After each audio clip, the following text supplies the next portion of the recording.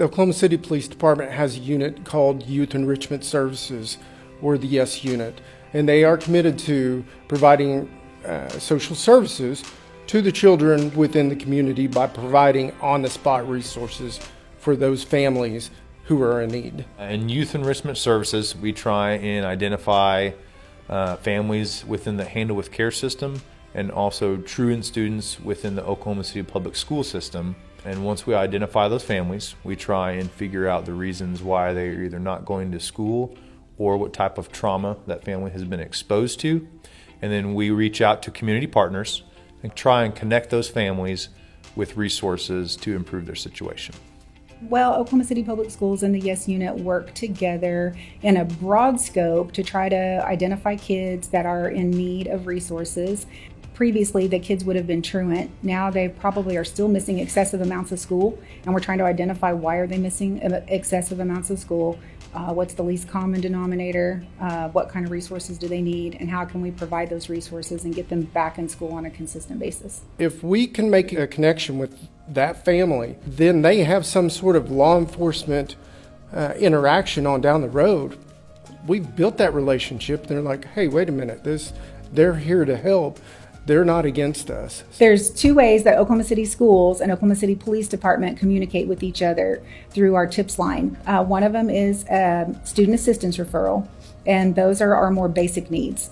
So that could be a lice kit, food, clothes, or something to that effect. The second way that they get notified that a student is in need is through a Handle with Care. And they're basically the same, except that a Handle with Care is involving a higher level of trauma. So the beauty of this program is that in a lot of instances, the police are notifying us whenever we have a family that's in trauma, and then we are also notifying them whenever we have a family that's in trauma. And it's just a mutually beneficial relationship, because then the YES unit is able to reach out to that family and see what kind of resources they may need, and then they can collaborate with our social workers or counselors to make sure that we get the needs of that family met. One of the reasons people don't know that we exist is part of our core values is dignity and respect. So you're not going to see what we do on social media, because we're not going to go out there and blast a family out there who's in need. It's about treating that person with respect, providing the services that they need. From our end, what we do is try to explain to the parents, these are police officers. They're not running warrant checks. They're not trying to get you being bad. They're really serving in a complete service capacity. And so if you want their help and you're willing to receive their help, then they're willing to give it. So some of those people are a little hesitant, we will say, when we show up. Once we're able to kind of talk to them a little bit and break down those barriers and let them know, hey, we are here completely in a support capacity and we want to help you, it's pretty overwhelming for them, and a lot of them get emotional about it. I mean, they're really actually kind of stunned that we are there to just help them out and their kids.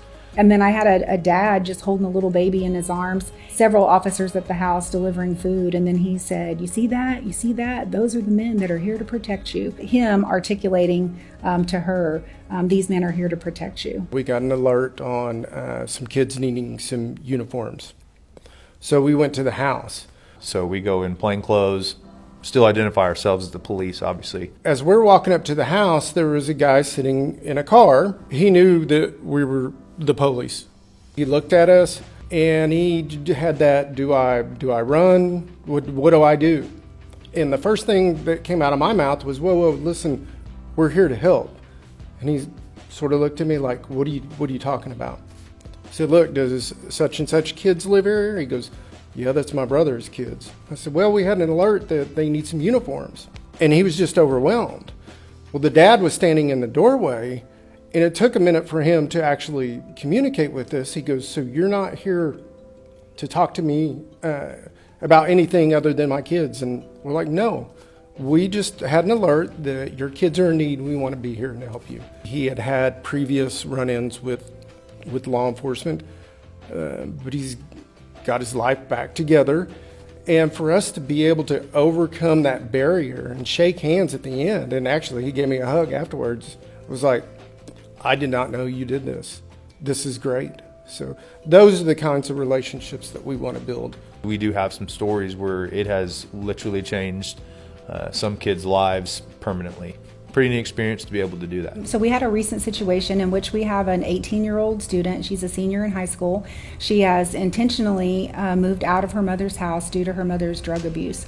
In the meantime, her car has broken down, and so she has no way to get to school. And so the school reached out and said, do you have any ideas of how we can assist this student? Could we at least get her a bus pass? Could we get her something to try to help get her to school so she can get graduated?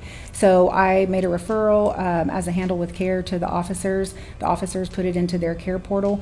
Not only were they able to get her bus passes, but they were able to link her with a senior sponsor for a community agency. They were also able to get her car brought into a mechanic, and then they're currently in the process of trying to determine what's wrong with the car and how can they get the car fixed. So not only will she be able to get to school, but she'll be able to continue getting to work so she can continue to support herself. So I think that's a great example of a situation in which they've really stepped up and assisted with a student. We're all in this together, and we're just trying to build bridges together. We're trying to mend fences. We're trying to see how we can all get along and make this world a better place. And for a lot of people, when they realize that it's the police department working with the school district to say, how can we help you, instead of how can we hurt you, it really does something for them, and it does give them greater encouragement to want to come to school and be a part of that process, because they've never experienced the police and the school district together in such a positive way.